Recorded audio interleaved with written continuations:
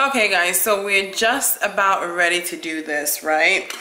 A few things that we need to set in place before we have a successful skipping session. Before anything else, before you even attempt to do this, make sure that your knees and everything is in good alignment, that your knees can withstand your weight as you skip, okay?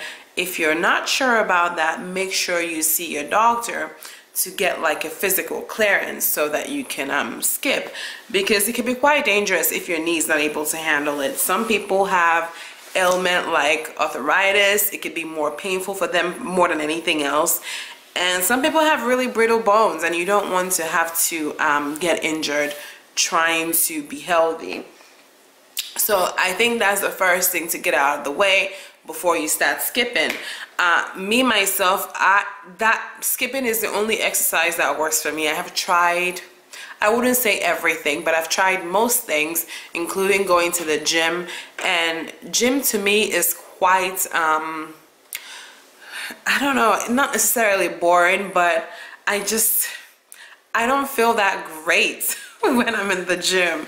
I mean, I'm always glad once I've completed my workout, but I'm just not a gym person, and gym is not cheap, especially if you have little ones. You have to make sure that they are taken care of while you're gymming, while you're, you know, exercising, I guess. But that also comes with a cost if you want to have them watched over as you exercise. So, and then having to drive back and forth. If I'm really committed to gym, I can make it work, but I just don't like going to the gym, really. In summary, I don't like the gym, so I like to bring the gym home, and the way I can do that is by skipping. So once you get the physical aspect of it out of the way, making sure that your knee can withstand everything, making sure that you're able to skip, you want to go ahead and get yourself a jump rope. This is the one I have, and I've had this for years. It says TSA. The handle has weights in it. I believe is £1 each. The rope part of it is rubberized. I think I got this from Ross. I think I got it from Ross because it's getting quite old. So I was looking to Amazon to replace this with exactly this one because I really like it. I could not find the exact same one on Amazon. So you guys check out Ross, because I believe I got this from Ross. I noticed that Ross health section is popping during January because, you know, everybody's more into new year, new me, all that kind of stuff. So check out Ross. As a matter of fact, I think I should be going there by Monday to see if there's anything that I can pick up, because I always tend to pick up a lot of good health wears, equipment, and things like that over at Ross. So I got this from Ross. It was fairly inexpensive. It was less than $10. I got it years and years ago, and it still works. So this is what you're going to need before you start jump roping. You're going to need a jump rope, a proper jump rope. You want to make sure that it is appropriate for your size. If you're going to get this online, make sure that you measure yourself and get something that is good for your height, because if you get it too long and you can't adjust it, it's going to be a problem. It's not going to work out well. If you get it too short and it's not adjustable, there's going to be a problem. So if you're going to get this, make sure you measure yourself. That is if the rope is not adjustable. If the jump rope is adjustable, then you are good to go. So jump rope first and foremost. You want your gym wear, your exercise wears. I get mine, like I said before, usually from Ross. I hear that Target has some really good ones, but I usually, whenever I go to get like health wears and things like that, exercise wears and things like that, I usually find good ones and good deals from Ross. So I make sure I have at least 2 pairs so that when this one is dirty and I'm washing it, I have one to wear. You don't need more than that, but certainly if you want to buy more, of course. So you have your jump rope, you have your gym wears, and you also need your shoes. Actually, these I just picked up. Nike. This one is the running shoe. I had an old pair. This is my old one, and this has really worked out for me. This one was from Adidas, and I noticed that my toe, my pinky toe was expanding and creating a hole there. I don't know, it just made me uncomfortable while I'm skipping. You see that? My pinky toe created a hole there for me. So it's getting kind of old. I still want to retain this, and I want to see if I can sew it up because I do like this pair of shoe. I'll keep that. But I got a really good discount from the Nike outlet store. I think this ended up being $34, and is usually more expensive than that. It's usually $108. So it was a steal. I picked up this $34, and I also picked up this as well. This one says training inside of it. I'm guessing it's for like training, exercise training, and then this one says running right inside of it. So anything that's geared more towards like activity is usually what works for me. I need to break this in because I tried wearing this today to skip. It really wasn't working out, so I went back to my old one.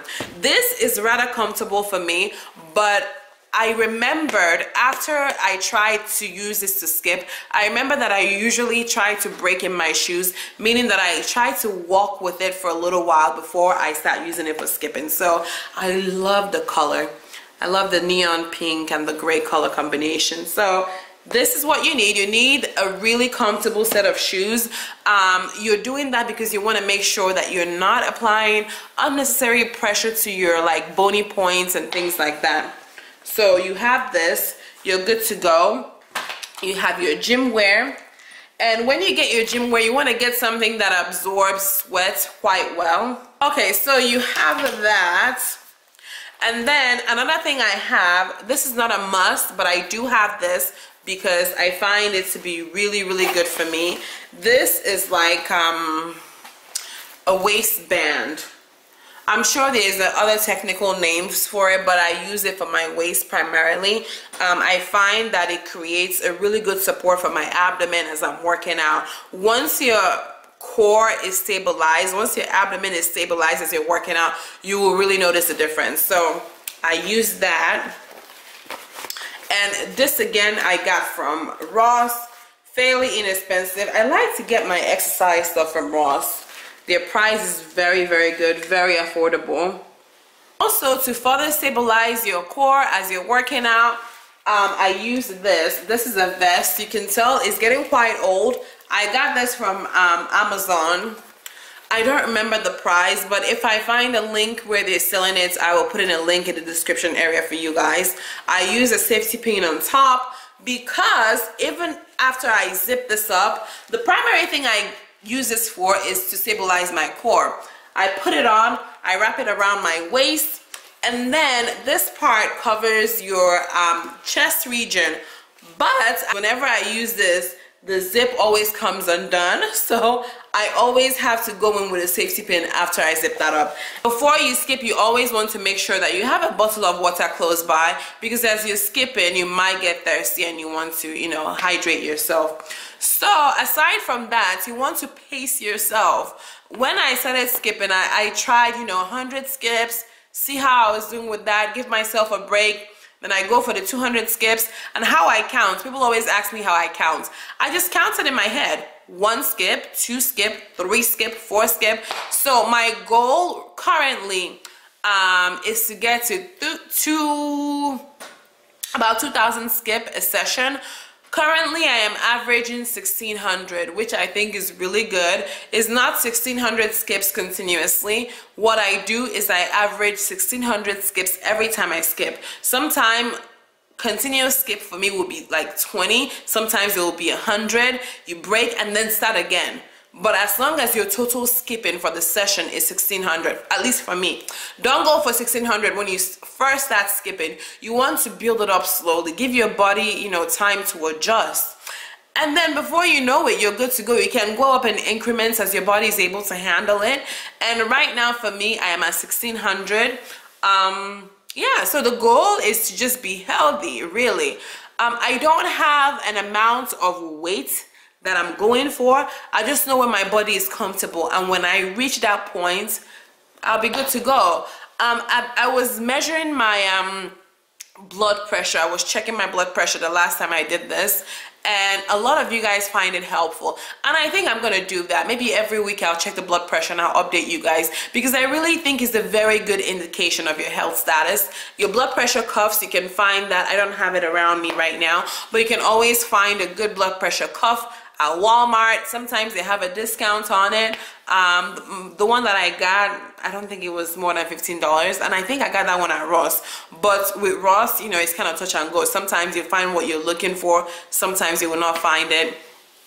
But yeah, I think that's it. So in addition to, you know, the working out and the skipping and everything, you always want to make sure that you're incorporating, you know, a good eating habits. Okay, you don't have to be pristine with your eating habits. I mean, I can't. Let me just speak for myself. I cannot be pristine with my eating habits. I cannot be 100% clean with my eating habits. What I do now is, you know, I eat things and I try to moderate my portion. That's it. So, and we're hoping for a good healthy return. You guys, once again, come join me in this. Let's give this a go again, and hopefully we can have the result that we're looking for. I will see you guys in the next section. Bye.